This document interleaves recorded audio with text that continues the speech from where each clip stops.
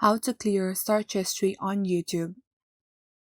In today's video, let's learn on how to delete search history on YouTube. Do follow these simple steps shown in the video to be able to clear the search history in no time. In the first step, you need to open the YouTube app. Make sure you are logged in to your account. If I click on my search icon, you can see the things that I have searched, and this is what we are going to delete today. So first, tap on your profile at the bottom right corner. Then, at the top right corner, you'll see a setting icon. Click on the setting icon, and after the click, you will see this page. Click on Manage All History, and after that, you will see a new page like this.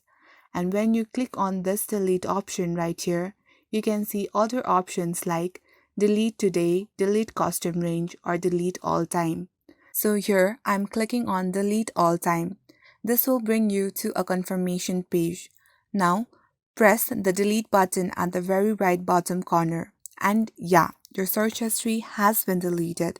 So let's check if it has been actually deleted or not, and you can see that it has actually been deleted. So that's all for the video today, guys. Thank you so much for watching, and I'll be back with the new video very soon.